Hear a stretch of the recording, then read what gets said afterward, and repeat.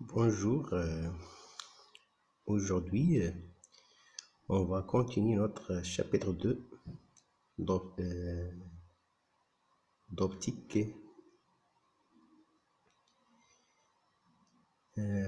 chapitre 1 d'optique modèle scalaire des ondes lumineuses. Donc, paragraphe 4, éclairement ou intensité lumineuse. Donc, en général, l'éclairement, c'est pas l'intensité lumineuse, mais on suppose que ces deux notions sont donc les mêmes. Donc, il y a un facteur de proportionnalité. Donc, on suppose que ces deux notions sont les mêmes. Donc, il y a en général deux types de sources lumineuses. Il y a ce qu'on appelle les sources conventionnelles. Donc, ce sont les sources thermiques et les sources spectrales. Exemple de sources thermiques, lampe à incandescence visuelle, lampe quartz iode et tube fluorescent. Exemple de source spectrale de sodium, les lampes spectrales par exemple de sodium, de mercure, de cadmium, ainsi de suite. Il y a ce qu'on appelle source deuxième type, c'est source laser. Donc, light amplification by stimulated emission of radiation en anglais. Donc, c'est une source amplifiant la lumière par émission de radiation stimulée. Donc, voilà. Donc, intensité spectrale. Donc, intensité spectrale, définition. Donc, c'est quoi l'intensité spectrale? Donc, on va. C'est quoi l'intensité spectrale? Donc, voilà. Donc, définition.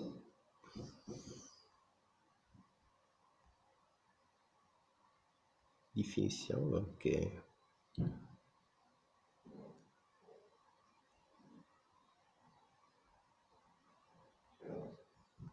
Pardon.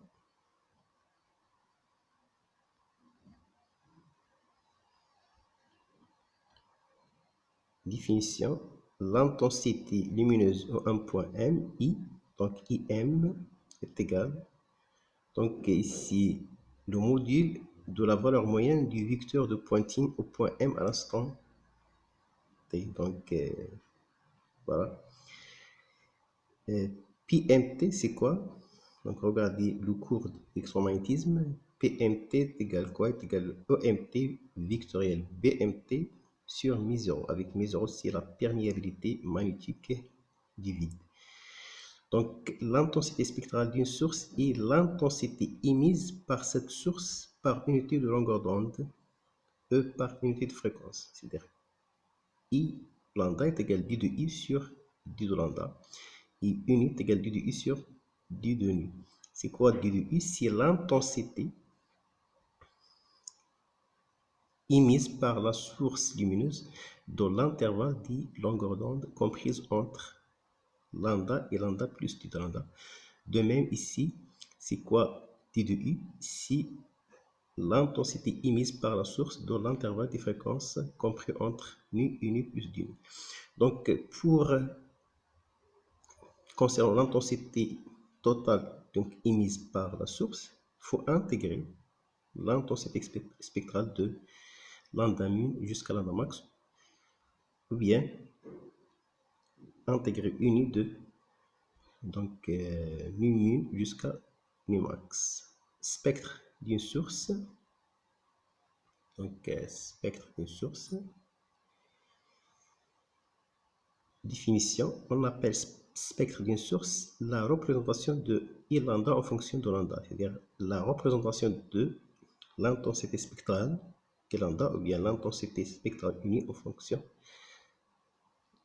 la représentation de l'intensité spectrale de lambda en fonction de lambda ou bien la représentation de l'intensité spectrale unie en fonction de selon le spectre de la source, on distingue la source à spectre continu.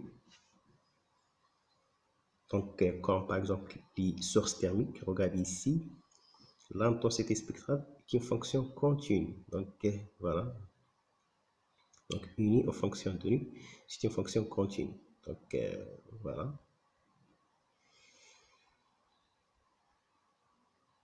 Ici, deuxième, donc, si les sources à spectre de Rayleigh. Donc, regardez ici.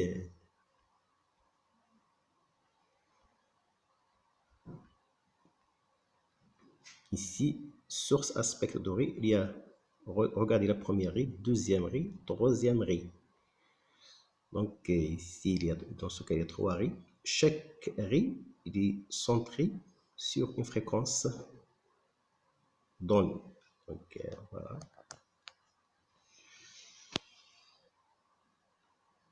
Donc, pour cette raie, il est centré sur Nu1. Pour cette raie, il est centré sur Nu2. Pour cette raie, il est centré sur Nu3.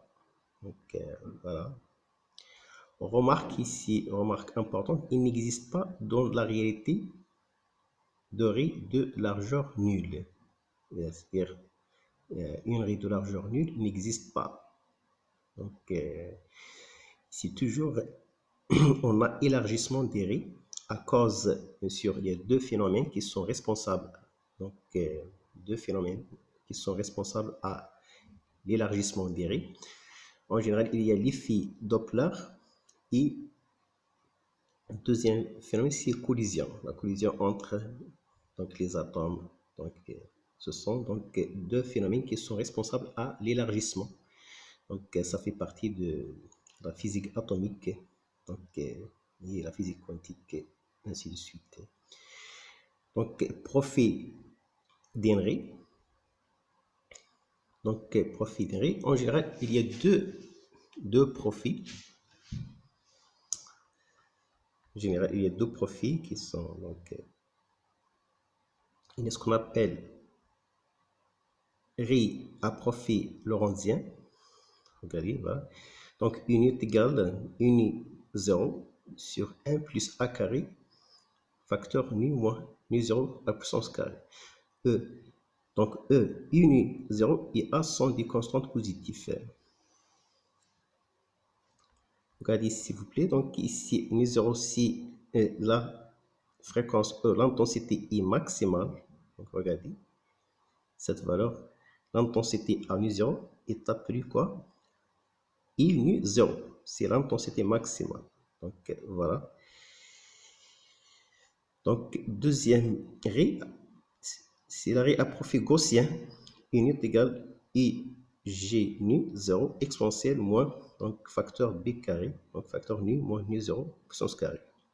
Donc, E I G V 0. Donc, I G nu 0 et B sont des constantes positives.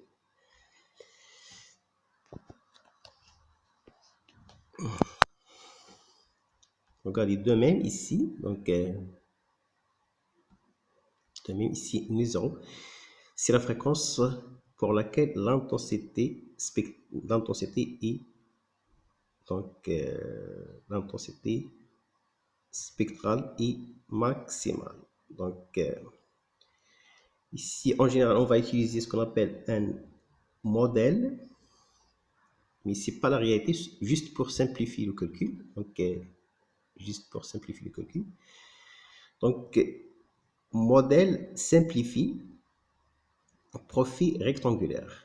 Donc en général une raie à profil donc quelconque. Cependant, pour simplifier le calcul, on adoptera donc un profil rectangulaire de largeur égale à la largeur à mi-hauteur du profil considéré. Donc ici, la largeur, ici, il est rectangulaire, c'est-à-dire pour nu compris entre nu 0 moins delta nu sur 2 et nu 0 plus delta nu sur 2. Donc l'intensité spectrale est constante. On va répéter, pour nu compris entre nu 0 moins delta nu sur 2 et nu 0 plus delta nu sur 2, l'intensité est constante. En dehors de cet intervalle de fréquence, l'intensité spectrale est nulle. L'intensité spectrale, attention ici, toujours on a l'intensité spectrale, il faut faire attention. Donc, delta nu, si la largeur du raie rectangulaire est égale à la largeur à mi-hauteur. Donc ici, delta nu, c'est quoi? C'est ça, delta nu, si la largeur du ray rectangulaire. À côté de ici, delta nu, c'est la largeur à mi-hauteur. C'est ça. La largeur à mi-hauteur. Donc la largeur à mi-hauteur, la largeur à mi-hauteur, c'est l'intervalle des fréquences nu tel que l'intensité spectrale est supérieure à l'intensité spectrale maximale sur 2. Voilà ici, voilà l'intensité spectrale qui est maximale à cette fréquence. Donc, ici, on va répéter. Donc, ici, c'est quoi delta nu? Si la largeur à mi-hauteur, c'est quoi la largeur à mi-hauteur? Donc, largeur à mi-hauteur, c'est l'intervalle des fréquences nu tel que l'intensité spectrale supérieure à l'intensité spectrale sur 2. Donc, regarde ici, à cette fréquence, l'intensité spectrale est maximale. Donc, l'intensité spectrale est maximale. Donc, ici, on a, par exemple, ici on a l'intensité spectrale sur 2. Donc, regardez la première fréquence pour laquelle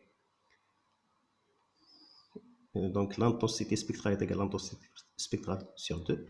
Voilà la deuxième fréquence pour laquelle l'intensité spectrale est égale à l'intensité spectrale maximale sur 2. Donc, pour les fréquences qui sont comprises entre nu1 et nu2, l'intensité spectrale est supérieure à l'intensité spectrale maximale sur 2. Donc, la largeur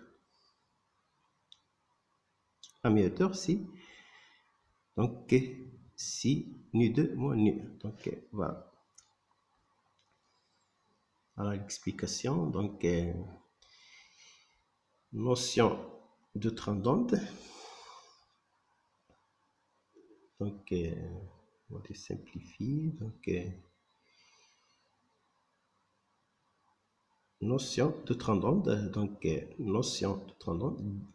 Donc, en général, donc voilà, notion de trame d'onde. De 1, définition. Les sources lumineuses émettent une succession d'ondes sinusoïdales appelées trame d'onde, dont la phase varie aléatoirement d'un train d'onde à l'autre. Donc ici, pour les sources lumineuses, ce qu'on appelle émettre une succession d'ondes sinusoïdales. Regardez la forme d'une onde sinusoïdale émise par une source lumineuse. Donc, OT est égal à O0, cosinus oméga t plus phi aléatoire. O0, c'est l'amplitude. Donc, voilà. L'amplitude du train d'onde. Oméga, c'est la pulsation.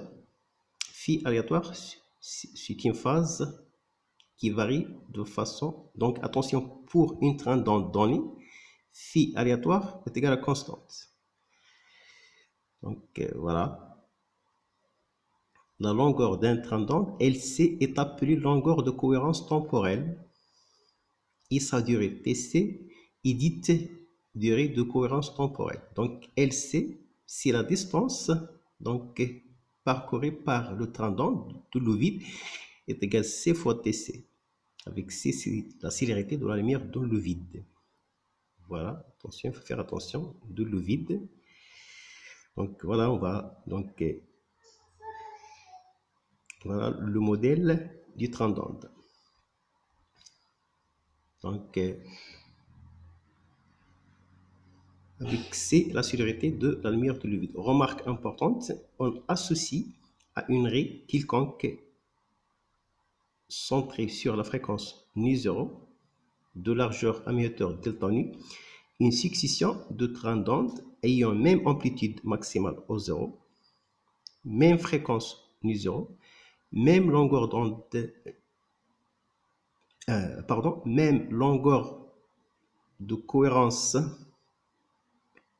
Donc, LC égale CTC, mais des phases varient aléatoirement d'un train d'onde à l'autre. Donc, voilà. Ici, on va répéter pour un tendon donné. Donc, O0 est constante, donc phi aléatoire est constante. Mais pour un autre tendon, donc ici, par exemple, pour un tendon 1, E est égal à O0, O0, 1, cosinus oméga t plus phi aléatoire 1. Donc, phi aléatoire 1 est constante pendant TC. Donc, après TC, il y a émission d'un autre tendon. Donc, dans ce cas, E est égal à O0, cosinus oméga t plus phi aléatoire 2. Donc, en général, ici, O02. Troisième tendon, E est égal à O03, cosinus oméga t plus phi aléatoire 3. Donc, ici, on va supposer que tous les tendons possèdent même amplitude O0.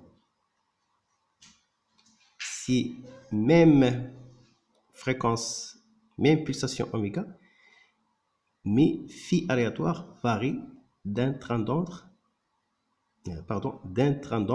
à l'autre. Voilà ici. Voilà ici le spectre donc d'une source lumineuse. Voilà le profil. Donc ici, voilà le profil qui est centré sur nu 0, la largeur c'est delta nu.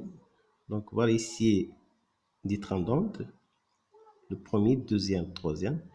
Donc ces tendons, ils ont même longueur, LC. Donc, mais ici, phi aléatoire varie d'un tendon à l'autre.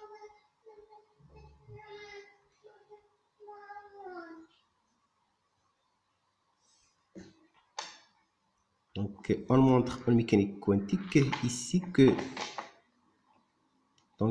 ici, le temps de cohérence temporelle, TC, fois la largeur à mi-hauteur, à peu près est égal à 1.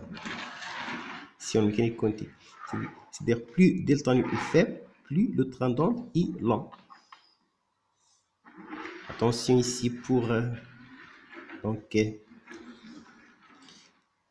une raie à largeur nulle, mais en réalité n'existe pas. Donc, delta nu tend vers 0. C'est-à-dire pour une onde, donc pour une onde plein progressif monochromatique qui n'existe pas de la réalité, pour une onde plein progressif monochromatique, donc delta nu est égal à 0, mais en général n'existe pas de la réalité, une onde plane progressive monochromatique. Dans ce cas ici, longueur de cohérence est égale plus l'infini. Voilà.